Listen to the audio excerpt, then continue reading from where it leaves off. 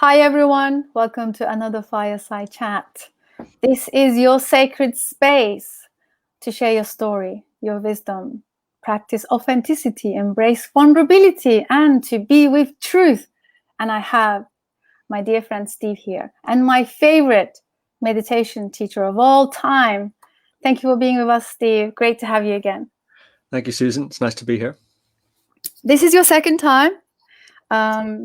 I really want to dive deeper into your story this time, because last time it was the beginning of our group where we launched the meditation challenge, and you've been a great anchor on the first round of the meditation, and we talked about a lot of concepts about awakening, meditation.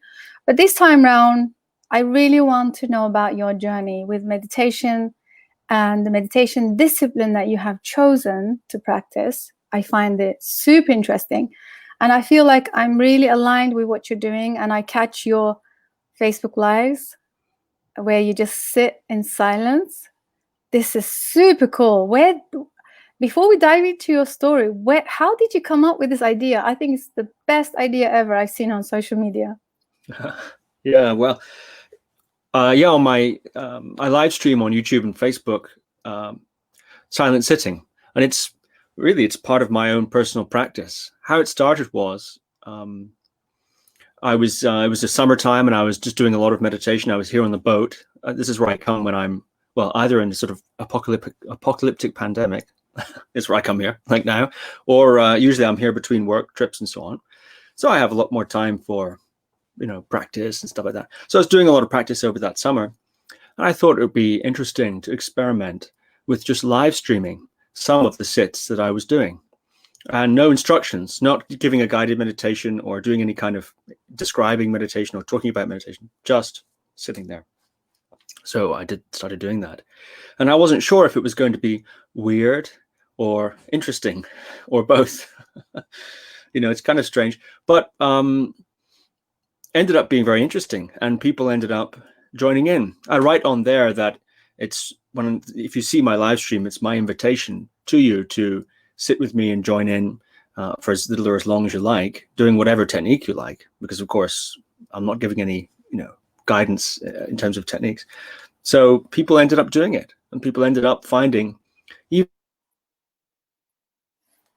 was still, and I felt it too, this sense of group, more than one person sitting together.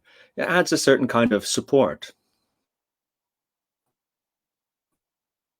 I love it. Energy to things. I enjoyed it a lot, and I kept going.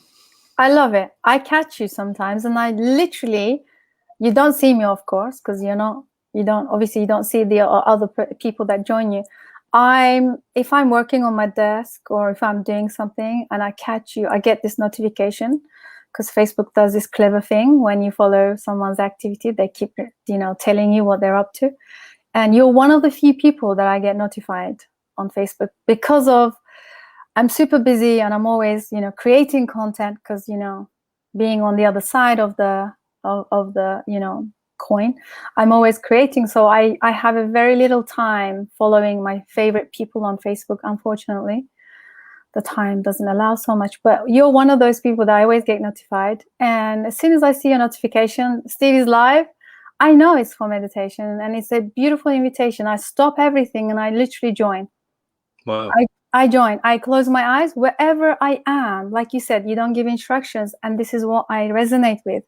Again, as you know, this group, in the meditation challenge group, we meditate in silence, and I make sure we don't have rules, no instructions, and it's about just sitting silently with ourselves and just kind of reflecting and just kind of focusing on the breath. That really resonates with me. And like I say, I catch you, and I literally, if I'm on the chair, I just close my eyes. If I'm on the floor, even like I could be driving, not that I check my phone on driving, but I can literally just tune into that silence, not necessarily, make it a big chore of, I got to kind of prepare myself for this meditation. It's not about that. And this is what I love. Literally tuning in any given time, any moment, it's there and it's available. And that's what you provide. And I find this super powerful. So thank you. Thank you, Susan. That's really wonderful. Yeah, it's super genius. This is how we should be using social media, honestly. Sometimes, we talk too much, we share too much, and we comment too much, and we argue too much on social media. I think social media should be a medium where we come together and just be in our presence and hold space for us, and just sometimes just stay in silence. And I love that. You're the first person who, initiated that, and I love it. So let's go into your story. I'm really interested in, you're from the UK, and if you can give us your background, how did you come into the meditation practice, and a little bit of I know that your coming into the mindfulness space was through a tragic moment. It was a great initiation, actually. So I'd love to hear it from you. Yeah, well, in terms of, I suppose, the meditation biography, I think that my two initial meditation starts were, one of them was in martial arts. When I was 5, I started attending martial arts classes in the Shetland Islands, where I grew up, little islands to the north of Scotland. And there, it was really quite traditional kind of club, and they took it very seriously. And I fell in love with it immediately. I just loved the whole aesthetic of it, when we'd stand and hold out the arm for, feels like hours, but it's probably just, 2 minutes or something like that. Your muscles would burn, and you'd sort of really go into the martial arts zone kind of thing. I loved it at that age. And at the end of those classes, we'd always do some meditation. I don't think it was ever called meditation, but whatever we were doing, usually sparring at the end of the class or something like this, something vigorous, suddenly the instructor would say seiza, which is the Japanese word for kneeling. It's also a meditation posture. Sometimes people meditate in kneeling posture, and we'd go down to kneel and we'd be still there. And sometimes no instructions. Sometimes we'd have instructions to do with breath control, slowing the breath. At that time, of course, you really want to take a lot of oxygen in. So the muscles are burning, the lungs are burning, and you really want to take in oxygen. But he'd tell us to have slow breathing and so on, and to feel the feeling of the oxygen debt, and to differentiate how much of the breathing was to replenish the oxygen and how much of the breathing was kind of soothing oneself. I don't have to do anything now. Take deep breaths. So it's quite nuanced instruction, I think. We did various other things along those lines. So that was my first, I would say, proper meditation, although I don't think it was ever called meditation. It was never, okay, now here we're going to meditate. I think everyone knows that martial arts and meditation-y, spiritually sorts of things, there is a big overlap. I think people know that, that there's an overlap there. So naturally, as I was super obsessed with martial arts, I was reading all kind of books I could get a hold of. It was natural then to look at, through things like Bruce Lee's Tao of Jeet Kune Do, you start to investigate some basic Taoism and so on. Of course, I was doing karate. It's not long before you discover about Zen, and you start reading about these things really from a martial arts lens. Also, at that time, same age, I think, I became an altar boy, and I was in a Catholic kind of context. And I would say, the reason I say a Catholic context is because my mother had this idea of a private faith, a personal faith, or a quiet faith. Means that the Mass, or the ritual, which is where everyone comes together in the church, in Catholic language speak, they call that Mass. It's sort of choreographed ritual. And she saw that as a kind of a time for personal, I suppose, spiritual relationship with God, or time with yourself, that sort of thing, a personal kind of faith in that sense, as opposed to a religious or doctrinal religious experience. So we weren't really educated very much in the doctrine, or didn't ascribe very much to the doctrine of the Catholic Church. And when all the children would go out for their catechism, which is what we called the classes the children had to teach them about the religion, we never went. We were never allowed to go. My mother said that anybody who wants to teach catechism probably shouldn't teach catechism, meaning that it's like that thing they joke about, they make about the politicians, you know, if anyone who wants to become a politician shouldn't become a politician, because, you know, who wants that job, you know?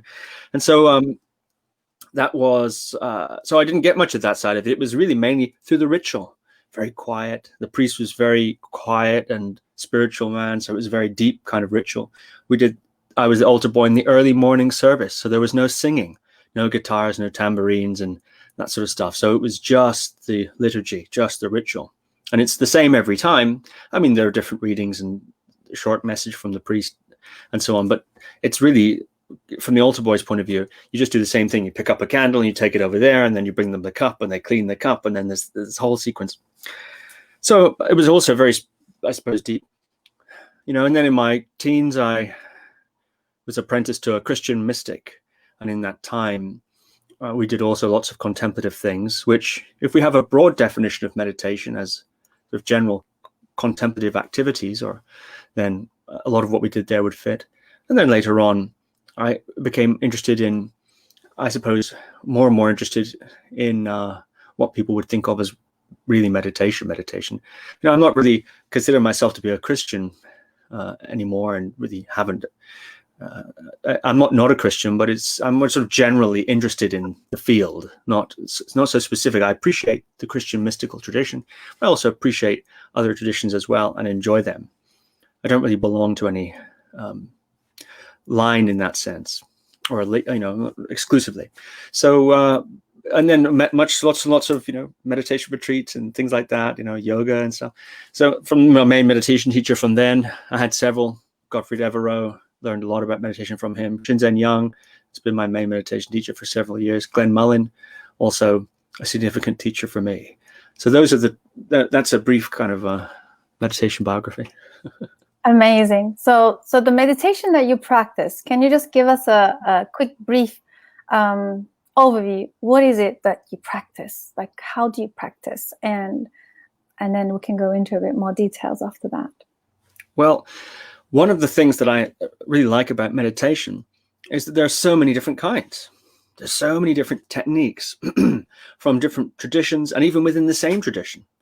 Of course, most meditation techniques do recently come from religious traditions, like Buddhism or like Christianity or Hinduism and things like that. I think people know that that's the case. These religious traditions tend to carry these techniques forward in time. You don't have to be religious to meditate, in my opinion, and you don't have to ascribe to a particular religion to enjoy the contemplative techniques that they offer. Some people would differ in that view, of course, including a lot of it. But that's why we see all sorts of people doing meditation. They don't necessarily know the first thing about, say, Buddhism or you know, Christian contemplative stuff or whatever. So I really see it as a sort of broad tapestry of means and methods that human race has come up with seems as one of the great hobbies of human beings, to figure out all different ways to explore experience and to engage in these contemplative disciplines. Really fascinating. So I've done lots of different kind of techniques, and I do different techniques. To narrow it down a bit, when I'm doing the live streams, for example, when I'm sitting there in silence and not giving any instructions, there I'm usually doing something like meditating on the sensations of the body, just relaxing, you know, feeling the body sensations, relaxing, and or maybe concentrating on the breathing and relaxing the body. So there's this combination of alertness or awakeness, and also relaxation. Too much alertness and awakeness and you get a little bit, you know, like this tense, but too much relaxation and you slip into dullness. So there's this sort of, sometimes it's described as a guitar string, right? Too tight, it snaps. Too loose, it's no use.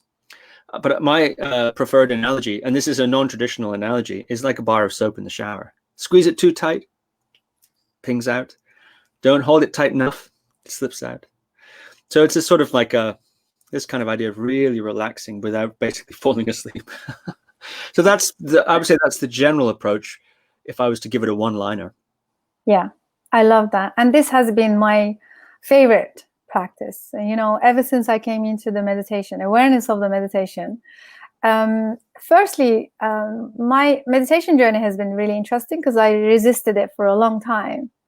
Like you said, in the West, in the digital age, now we access to so much, sometimes too much information. And then I came across this meditation, and then, I was following like, oh, there is this meditation, there is this guided one. Oh, there is a, I don't know, like, what they call it now, the abundance meditation. There is relaxation or something like that. And then I was trying, and I was like, okay, this is not for me. Maybe this is not for me. I'm trying too hard, because trying too hard is, of course, is the wrong way to approach from the beginning. But I generally resisted it until my plant medicine. What do you make of that, Steve? Like, I continually said, oh, no, I can't focus. My mind is crazy. I've got this thought train. It's too fast. I kind of contain myself sitting down. But then my first psychedelic experience, something changed and shifted in my, I don't know what happened to me, but something changed and something cracked open.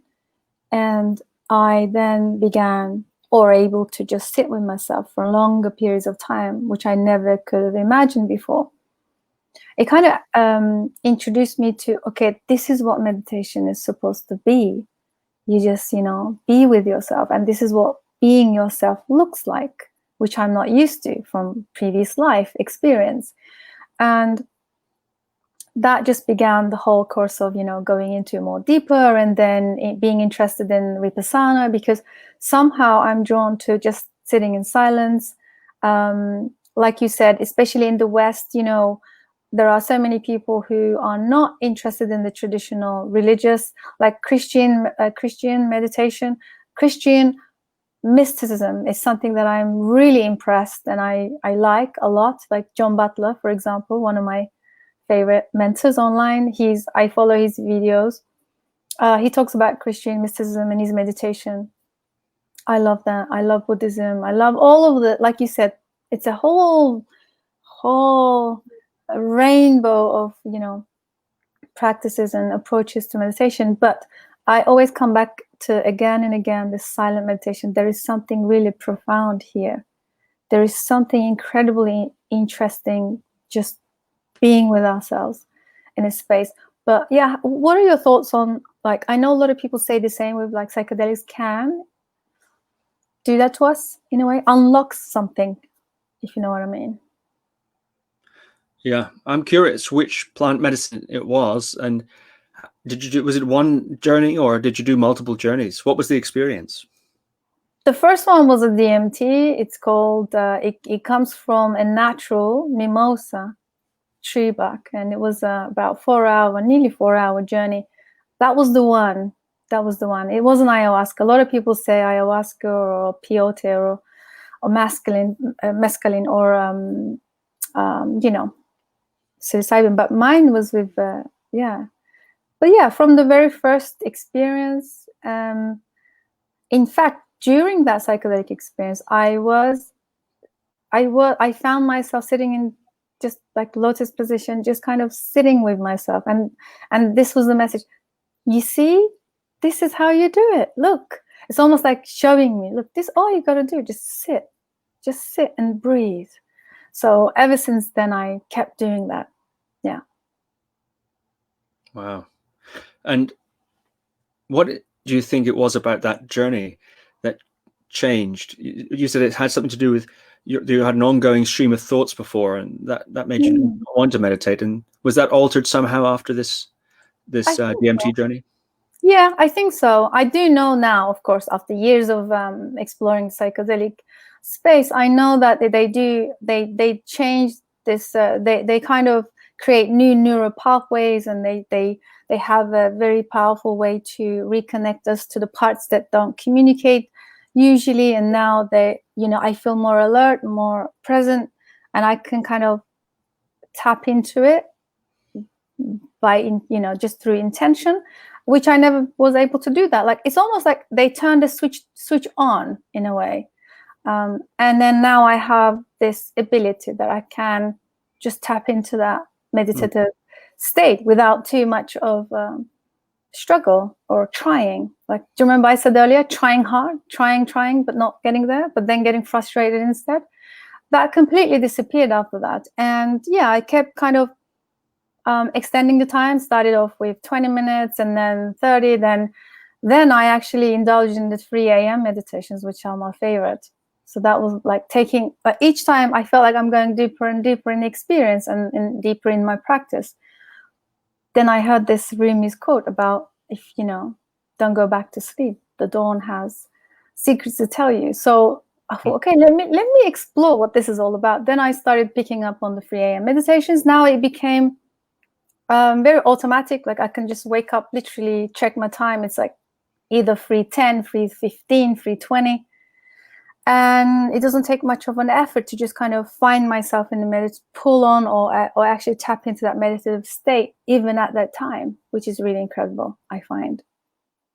And have you had any 3 a.m. meditation practice? I'm sure you must have explored that space.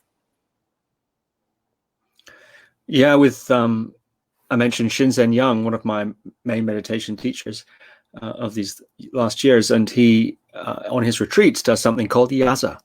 Yaza is a Japanese word meaning night sitting, often used in the Zen tradition.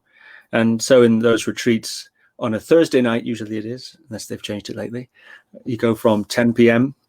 to 5 in the morning. Normally you're sitting from 5:30 until 10, with breaks and stuff and lunch and things. But that's the general schedule. And then for the evening, it goes 10 till 5. So I've done quite a bit of night sitting. And just recently, actually, I had we did an online course about getting a daily practice and how to get a meditation practice. And to finish that off, on the full moon, there was a full moon at the beginning of December. I forget the day. It was a Sunday night, though. And we did a yaza. We sat from 10 p.m. till 5 a.m. GMT, and a lot of people, surprisingly to themselves, lasted the whole night. A lot of people said, I'm going to come for a couple of hours and just try it out, and they ended up sitting through. It's amazing, actually. They did so fantastically well. So yeah, I do love night sitting. One of the things that getting up in the middle of the night, I expect you know this, so I'm going to ask you about it. One of the things that if you get up in the middle of the night and meditate or do anything really, and then go back to sleep, in lucid dreaming, they call that the wake up back to bed technique. And apparently it can increase the likelihood of lucid dreaming by something like tenfold. Have you experienced that sort of consequence of your 3 a.m. meditations? Lucid dreaming is something I haven't got full grasp on, but I know what you mean. I do have dreams that are very realistic, and I know that the lucid dreaming is about knowing you're dreaming, but then you kind of have some sense of control over what goes on in that dream also, which is really interesting. Like you can actually make decisions to change the process of the unfolding. So I don't have too much experience with that. I did have few, but with the 3 a.m. meditations, I find that I have increased awareness in my daily life. For example, it kind of increased my capacity to catch smallest details where I would have been totally oblivious or not paid attention before. It's almost like it highlights it so much that it's impossible to ignore it sometimes. That's what I've noticed. And also, 3 a.m. meditations, the difference between the 3 a.m. meditations and the general meditations for me has been, there are times in my 3 a.m. meditations that the silence is so deep, almost frightening. And then it also helped me to understand the greater existence in the consciousness. So, which means, in simple terms, this life, this organism that I am, Susan, it's just part of something bigger beyond me that I don't have the capability or the capacity to grasp. and this is not about me anymore. So there was a huge detachment. It's kind of helped me also to practice minimalism, a minimalistic lifestyle. It helped me practice, like when pandemic kicked off, as you know, people were shopping like crazy, stocking up.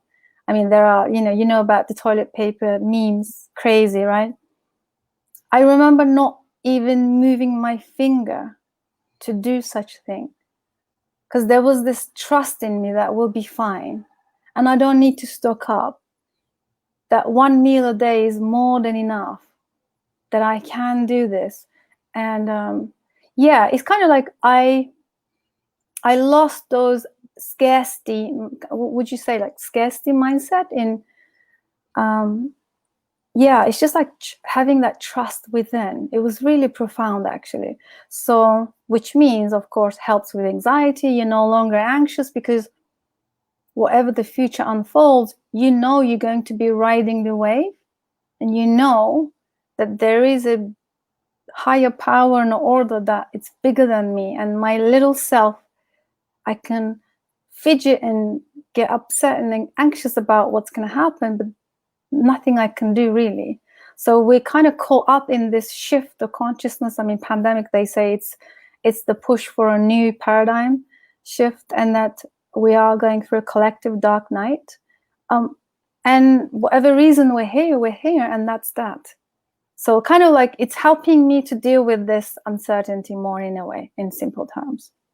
Don't know if that makes sense. Yeah, very interesting. And yeah, so it's all about the detachment. I think meditation for me solely helps me to detach from this, making this whole thing about me. I realize each day that it's not about me anymore. This is far beyond my grasp. And it kind of stops me kind of, dealing with trivial and unnecessary. So you cut out all the noise in a way. Mm-hmm. Yeah. Has that happened gradually as you've meditated, or have there been moments where there have been, if you want, more dramatic or noticeable shifts, watershed moments? That's a really good question. Absolutely. It's been a compound effect. It's been gradual. So gradually just keep, the commitment to the meditation daily has been a compound effect, actually. So yeah, I'd go with that. Definitely. Mm-hmm. So how has meditation changed you? I know we're going to go into your as a meditation teacher, because you run workshops, you travel. I mean, when I heard that you did workshops at Esalen, I was like, oh my God, I want to go there. This is on my bucket list. I really want to go and experience Esalen workshop, whatever, happens there. It's just one of my to-do lists on my to-do list. So yeah, tell us how meditation changed your life, or you as a person, and your path. Well, gosh, I've been doing it and interested in it for most of my life. So it's hard to say. An interesting point about meditation, though, I can speculate by all, certainly. The interesting thing about meditation, I sometimes wonder about the chicken and the egg. Of course, meditation has effects. Absolutely, it does. But how do I put it? Yeah, I sometimes wonder the degree to which meditation could be changed out for any other kind of vehicle of self-reflection or contemplation with similar developmental results. I don't think it would be exactly the same by any stretch. But in other words, what I'm trying to say is there are different kind of people that are drawn to meditation for different reasons. And I think sometimes people get out of meditation what they're looking for. In a way, there's a certain sense in which you bring something in with you, an aspiration or a hope or a personality type at the very least. For me, I would say,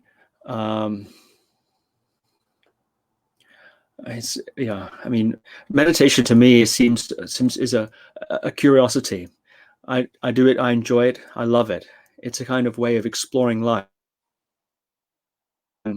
The inner world, but also the outer world. The attentional skills of meditation that meditation does develop tends to develop, can be directed in, out, at the very distinction of in and out, questioning that, examining that. So for me, it's this tremendous portal to the techniques of meditation, or these tremendous portals to contact with experience and exploring life and so on. That being said, there are lots of other benefits that come from regular meditation that seem to be discussed a great deal, including in certain psychological and scientific literature. It's certainly very relaxing most of the time. Sometimes meditation is not much fun, but generally it seems that the sitting, the being still, so on, seems to have a good relaxing effect.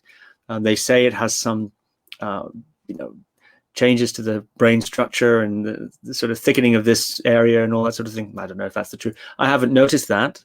I'm not in the habit of measuring the thickness of my gray matter, but they give you all these benefits and so on and whatever. So for me, the meditation is a wonderful portal to experience life. Mm-hmm. So it sort of springs from life and it back to life again. I love that. Yeah, that's such a beautiful explanation. It reminds me of the toroidal field. It's like out, in, and then it's this constant movement of this frequency, the vibration. It's there. It's a forever existing. And then in the meditation, you kind of tap into it. I love that. Mm-hmm. So now that we, scientifically developing so fast, there are so many benefits, like you said, it increases the gray matter and so on and so forth, relaxation, so on and so forth.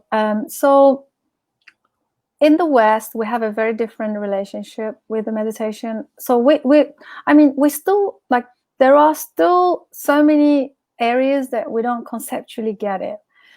Either because we don't understand, because there is no culture around it. Like you said, although some of us are very not for the religious practices, but somehow maybe they could be the kind of the scaffolding, provide the scaffolding to really understand the processes of the meditation, like some of these religious practices. However, I know in the West now we've kind of becoming more individualistic. That's how the life is kind of promoted and wired within us. And so I think mindfulness concept is what resonates with a lot of people. Sometimes, like you and I'm sure, like you also may be interested in the mystical experience side of it, which probably you have experienced. So did I. But there are people that just want to cope with their crazy life. They just want to do something, practice it through them. Coming from a mindfulness approach is kind of seems like the way forward in the West to get people to meditate and to really introduce meditation, and cut the hours down. Like, don't expect for 1 hour meditation. If someone's really busy, working full-time jobs and running family, children, don't expect an hour, but you can actually do it for 5-10 minutes. Do you think that's going forward? How is it changing the concept of meditation? What are your observations on that? Yeah, those very interesting points that you're bringing up. One of the interesting things, it seems, I don't particularly have the idea that I want to get anybody to meditate or convince people to meditate. I actually know people who basically meditate, but they don't really say they do. They don't believe they do. They go for a daily walk or something like that. And then if you ask them, I'm thinking of one particular person, I ask them, what do you do on your walk? And they'd say what they're doing. You could say, well, that's kind of, I wouldn't necessarily say to that person, but you could say, well, that's a meditation technique. Actually, what you're describing is a meditation technique. I don't meditate. No, okay, you don't call it meditation, but other people have called that meditation. So, but I love meditation and I'm very passionate about it. And I enjoy doing it a lot. So if anyone wants to, my kind of idea is to share my enthusiasm and my passion for meditation with whoever is interested in it. So it's sort of the other way around. They can find me as opposed to me sort of proselytizing, saying everybody let's meditate. I have been through proselytizing periods in my life, not specifically to do with meditation, I think I've grown out a little bit. Or become too embarrassed by my previous proselytizing way to do that. So I don't really see it that way. And interestingly enough, you're right. Meditation, one of the ways I think in our culture we validate something is through things like scientific ideas or scientific research, and also therapeutic benefit. So one of the ways in which meditation has been ported into the West, into America, in the 60s, 70s, and 80s, and so on, around that time, the people on the hippie trail came back. They needed jobs. They became psychology professors. They became therapists. It seems to be a certain type of person does that. And one of the ways you can say, well, you see, meditation's good for you. The science says so. And that's one way of evaluating, if you want, the effects of meditation. I think it's very valid and interesting. Personally, and then also for therapeutic reasons, to say, well, I interviewed somebody on my podcast recently who's a Buddhist psychotherapist, which Wow. I find that very strange combination personally, but it's a very popular combination, especially in the States. So there seems to be that idea. So yeah, but for many people, I think, who turn to meditation for therapy, meditation can be used therapeutically. It seems meditation can also be used to optimize concentration and so on. Meditation can be used for relaxation purposes. Meditation can be used to pursue the goals of spiritual enlightenment or oneness with God, and these sorts of aims that are talked about in the religious traditions, realization of the nature of mind or whatever, this sort of stuff. So you can use it a lot of different ways. I think meditation, however, has its limits, especially therapeutically. Yes, it seems, be used to benefit mental stress or mental health problems. But it can also, it seems, exacerbate those same problems. If you have a lot of trauma and turbulence and painful feelings inside, then meditation can bring you into more clear and sustained contact with that pain inside. That might be the method. That might be a good method to move through it, to actually face it, metabolize it, process it. But is meditation enough? It'll certainly bring you into contact with it. Is it enough to get through it without unnecessary damage to your psychological structure or your life and so on? Yeah, it's hard to say. So I think for those looking to meditation for a therapeutic benefit, a question I would ask is, have you considered just getting a therapist or trying to get a counselor or something like that, at least to in tandem with one's meditation practice? Yeah, it's a little bit like that. Doesn't fix everything, meditation for sure, and it's not, I don't think, a panacea. It's sometimes been presented as a bit of a panacea. We could say, oh, it's great for everything, stress relief, hair loss. I don't know if they've ever done that one yet. Meditation for male pattern baldness or something, but everything, right? So there's lots of different, they tell us it's great for a lot of things, so I don't know about that. These are great insights, Steve. Thank you. So I actually have a background in somatic experiencing, right? And you are absolutely right. When we are treating people with deep trauma or developmental trauma, emotional trauma, we actually ask them to have someone to facilitate for them while they're meditating, because it can activate a lot of trauma. Right. So this is actually quite well known in the somatic experiencing world, people who are trained in working with people with deep trauma.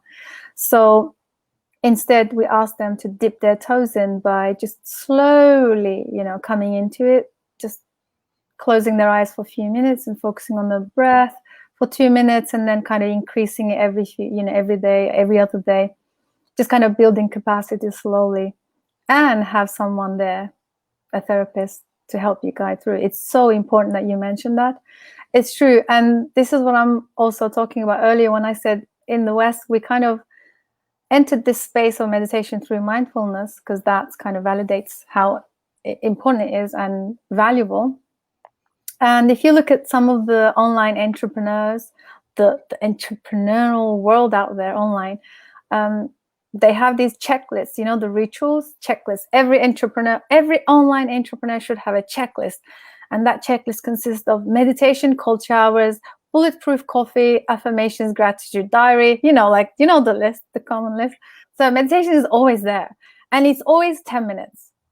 First thing, 10 minutes, you do your affirmations, 10 minutes movement, 10 minutes meditation. Like, it's crazy how meditation made its way to that list of entrepreneurs. And like I said to you, like, they're not interested in the depth of meditation approach, because for me, meditation is a prayer. It's a way of life. I don't know how to describe it. It's more than just it's not on my to-do list at all. It's the way to be, in a way. And I feel that because we lack the culture, just like we lack culture around psychedelics, sometimes in the West, we kind of create these little concepts, like you said. It's good for everything, right? An entrepreneur should always meditate 10 minutes with an eye shade every morning. That kind of structure and a framework. I find that really interesting. But then again, it could be a great way to enter into the space. Who knows, right? Yeah, it's neutral. It's like martial arts. You can learn martial arts to get fit. You can go to a martial arts class to protect yourself. You can go to a martial arts class to learn to beat somebody up, and then you go and beat somebody up. You can do it for the competition. You can do it for the character development, etc. You can do it for the stress relief. It's can be pretty stress relief. Run around kicking and so on, could be quite fun. So there's lots of different reasons for martial arts. So it was martial arts. It's like, well, no, it's about this. Well, maybe other people use it for this. But I don't have a problem with people using meditation for, people are going to do whatever they want with it, right? And I think it's cool. I mean, from a meditation teaching point of view, one of the important things is to just deliver clear. If you're teaching meditation, clear instruction, and be equipped to offer support and so on, and know how to refer people to their counselors and so on if they need it, and etc. But as for what they do with it, I think there are as many reasons there as there are techniques. Yeah, for sure. And let's dive into your Esalen experience. I really want to hear how long you were there and how did you end up doing workshops at Esalen?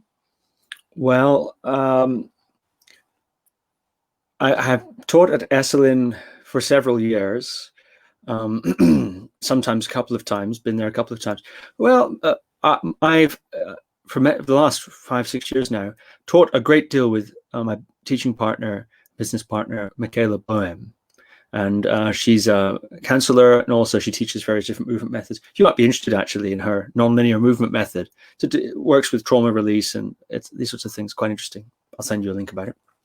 But anyway, and so she'd been teaching at Esalen for a couple of years before we started working together. And then we started working together and collaborating. And so I ended up teaching there. That was how it ended up happening. I've also participated in, they do not only workshops, but they also do kind of studies and things there. And there's a guy called Mikey Siegel, consciousness hacking guy, very interesting chap. And he was developing some sort of technologies, which I could go into if you like, but it's technologies to do with intimacy and enhancing intimacy.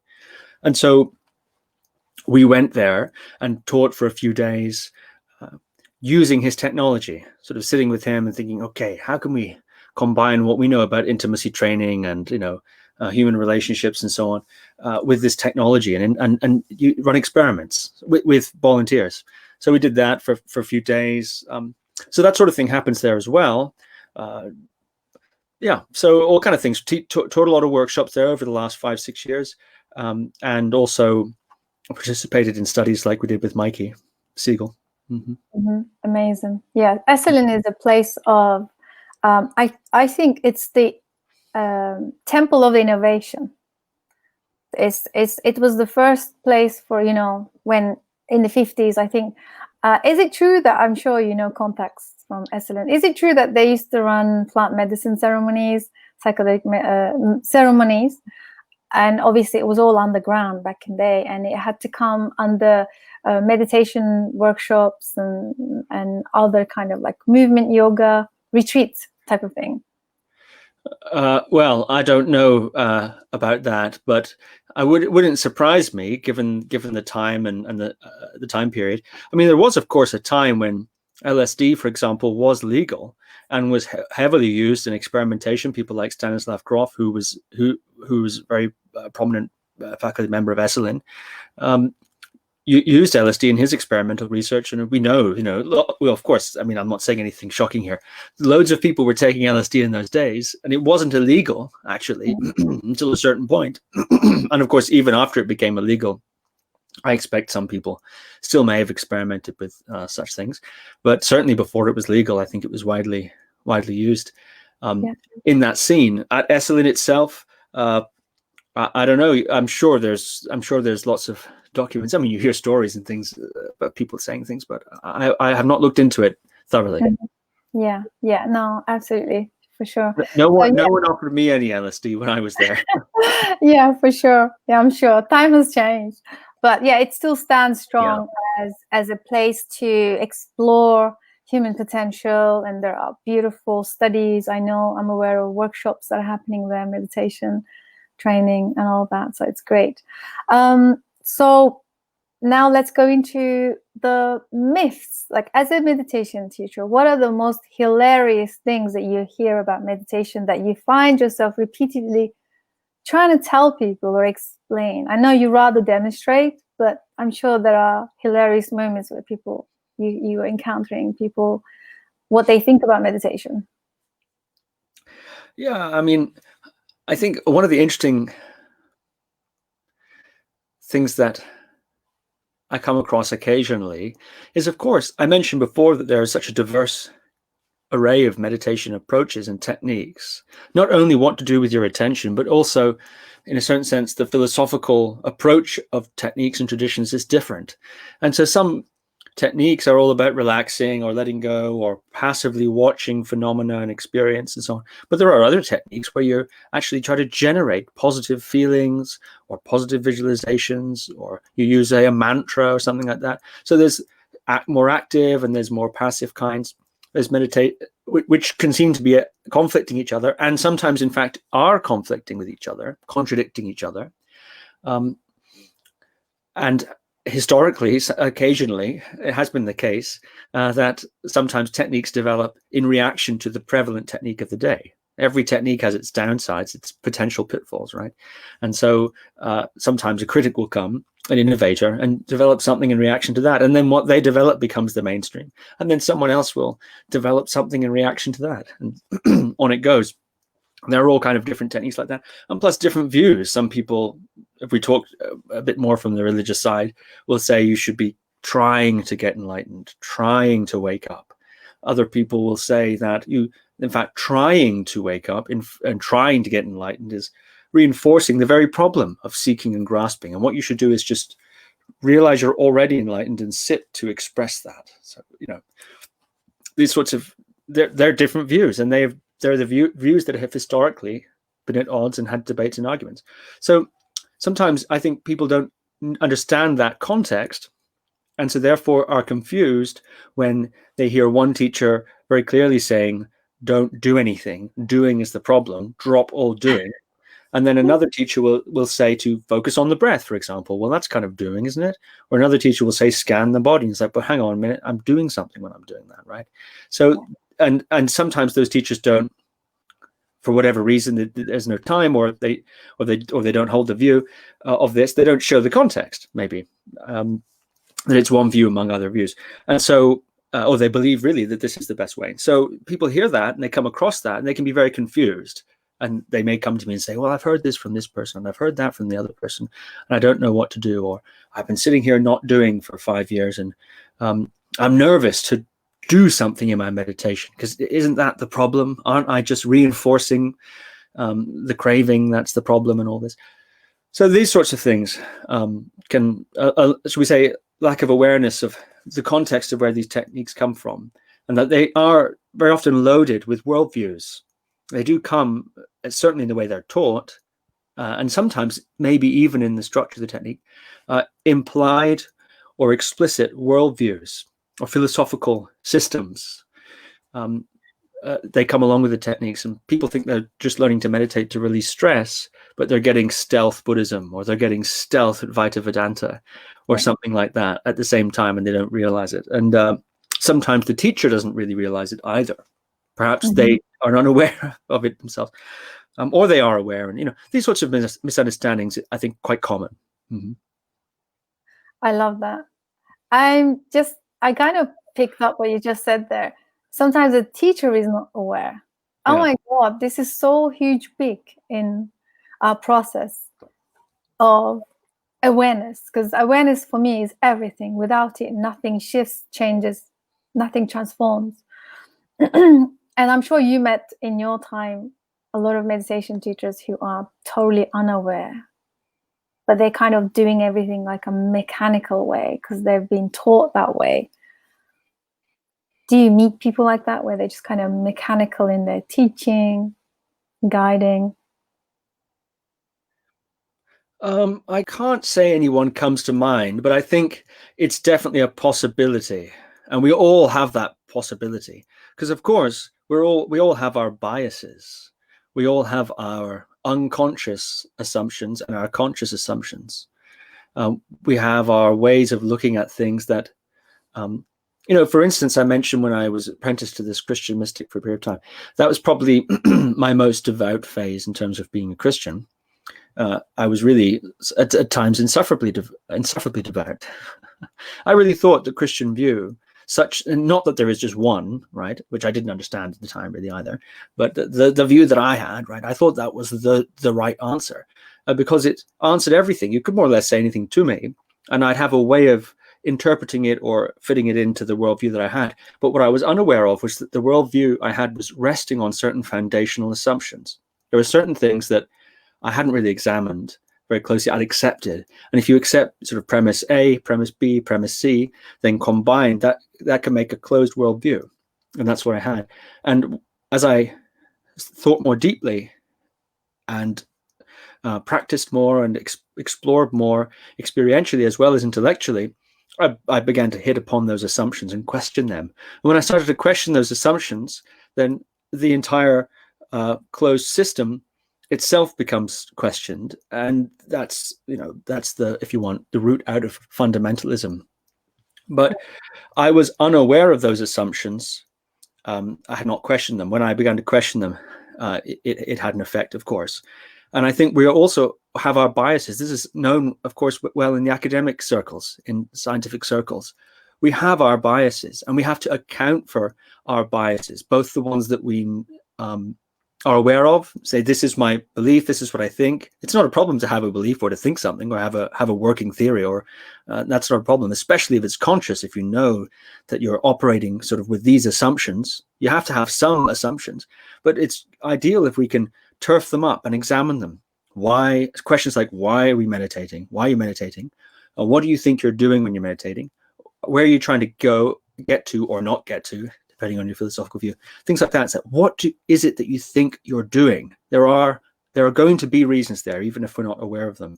One of my teachers, Godfrey Devereux, used to say, your assumptions about your practice will guide your practice, even, and then he sometimes says, especially if they're unconscious. Wow. So that's when I say sometimes teachers are not aware. I'm not really thinking of a particular person or criticizing anybody. It's also myself. I also have to be aware that there are certain things, assumptions that I'm aware of, that I'm operating on, and that's something. But I'm also, undoubtedly, there are layers of unconscious assumption that I might be unaware of, and if I'm not careful, if I don't account for that, then I can put that on the student. I can put that on the student who's learning the meditation. That I may be unaware that I'm doing that, or I will be unaware that I'm doing it. So I have to account for the biases that I can see and the biases that I can't see. Yeah. Wow, powerful insights. Thank you. I remember having a friend in the tribe group when I was coaching for London Rio, and once I asked him if he can, young member, very into the meditation practices, and I said to him, can you recommend me some books regards to meditation or mindful? I think I can't remember what it was exactly. And he said, I can't, because I may be giving you something that you know it's useless to you. It might be totally because based on my own unconscious or conscious, or like you said, assumptions, or just because it's something I believe in. Even the book title, he was so careful not to share things like that. And he always said, it's your path, it's your experience, you need to kind of dig in that. I found that really interesting at the time. Because if you look at some of the Facebook groups, there are so many self-improvement, self-book Facebook groups. And then you always come across these posts. People say, what's your book, the book that changed your life? And then there's like 200 recommendations. It's easy for us to say, right? This is the book that changed my life, and you should read it too. That type of, definitely. Yeah, it's easy to say. I've got a lot of books, as you can see. I really like books, and so yeah, I can make a long list for sure. Yeah. So I find it really valuable what you said there, that we need to be totally conscious, or at least make effort, or at least, I know there is a self-deception at play, that we have these, we are, deceiving organisms. It's hard to be conscious at all times. And I think, it's so complex at the same time. How do we know this is it? It kind of reminds me of the new age, if you believe you're a god, then you are. If you believe you're not, then you're not. Mm-hmm. If you believe you deserve a mansion, then you do. If you don't, you don't. It's like, if you believe you're right, you're right. If you don't, you're not, type of thing. I find this so interesting, because that kind of drives a lot of things, right? It manifests, and it kind of drives a lot of this physical realm that we're experiencing, which is kind of scary at the same time. Like, it's almost like I'm so watchful of my words lately. It's like Caroline Macewood, she would say, you're casting a spell the way you speak. It's like, wow, oh my God, it is too complex to grasp all of that and more. But yeah, so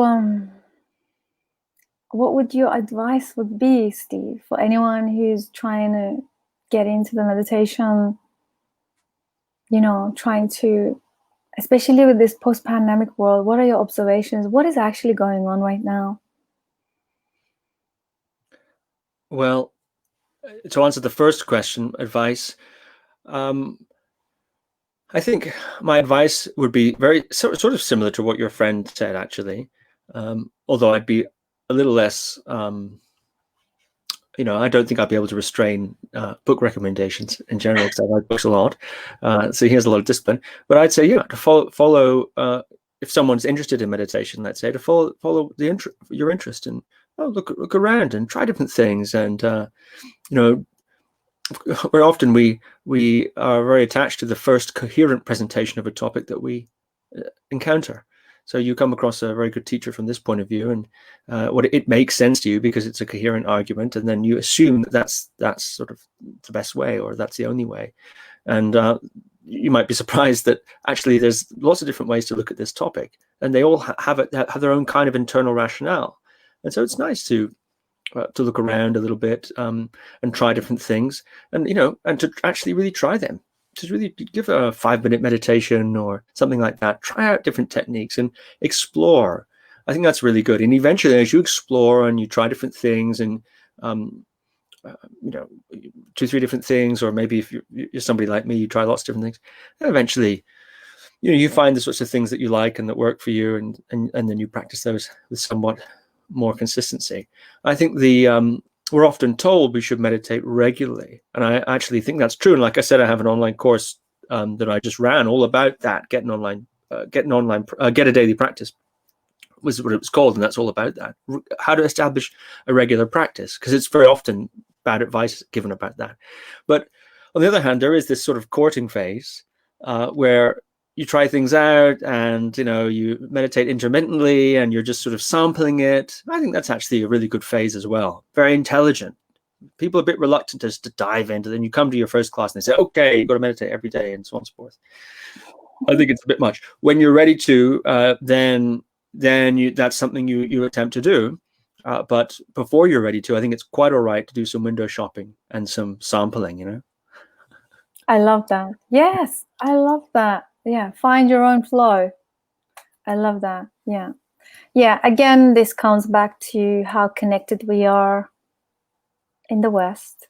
Well, in globally. I think we're moving far away from this specific issue that we experience in the West, which is disconnection. I always say we live neck above. But I think this is becoming a global problem now. I don't know, with everything that is the uncertainty and the challenges. So the second question was like, what do you think is actually happening in this post-pandemic, or actually still in pandemic that we're in? Well, one of the things that seems to be happening because of that I've noticed from what people are telling me is that things like, let's say people already who are meditating have a meditation practice.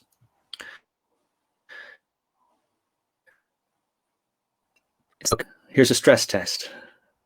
Because it, you know, especially at the beginning and for many people ongoingly, it's quite stressful. It's a lot. Unknown is stressful, of course. The unknown is, or can be, stressful.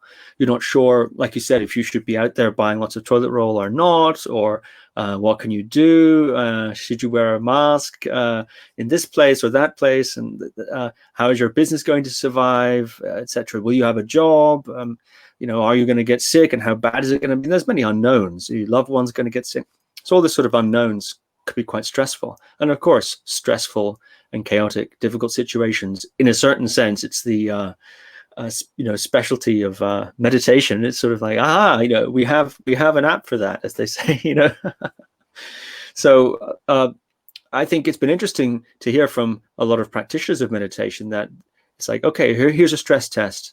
Now we'll see. Or a meditation. Of course, we all face individual crises and difficulties, but here in a sort of collective difficulty, you know, even those who had a relatively relaxed life are now faced with some degree of stress. So I've noticed that people are saying, okay, I feel like I'm really glad I have a meditation practice because I can see it's working. In day-to-day life, you don't always notice it as much if life is going well.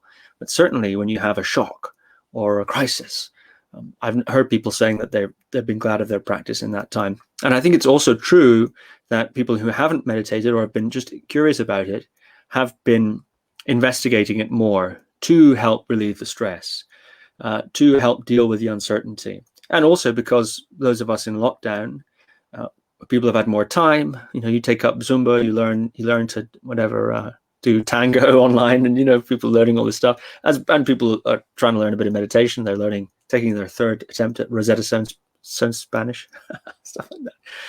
So yeah, it's an interesting time from a meditation point of view. From a meditation point of view, it's business as usual. Business as usual. Oh, yeah. Crisis, yeah. Pain, fear, uncertainty. These are not unknown conditions to human beings, whether it's a personal crisis or a collective one. And meditation has certainly been fertilized in the soil of those times, of those situations, because there have also been terrible times in the past. And meditation, aside from being one of the great hobbies of human beings to explore life, has also been employed in times of difficulty. So I think we're perhaps seeing some of that as well.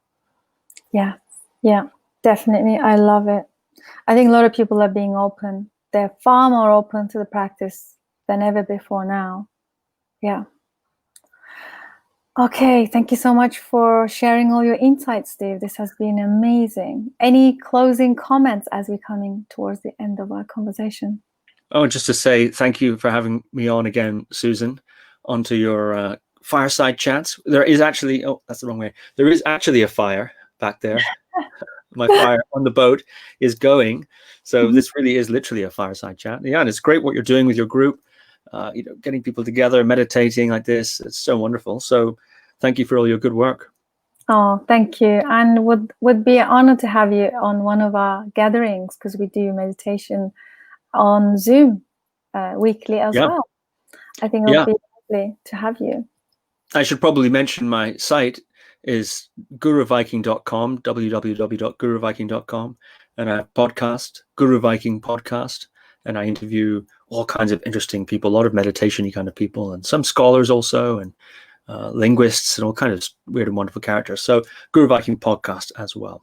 Mm-hmm. I love that. I'm going to add that to the conversation notes as soon as I end the live. And yeah, forever grateful. Honestly, it's just so precious to meet people like you who are walking similar paths to myself and to the members of our group. I find that we're in this together, and doesn't matter what level we are. And I love meditation because it can bring all levels together.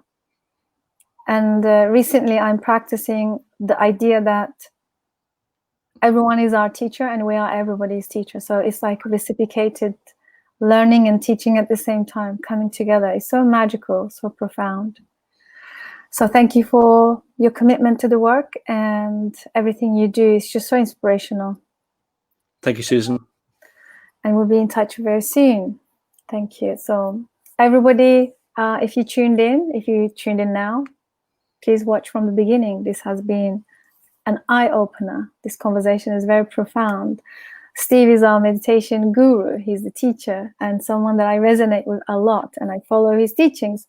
So I'll be adding his links to the conversation notes, and I'll see you guys on the next one. Bye for now. Much love.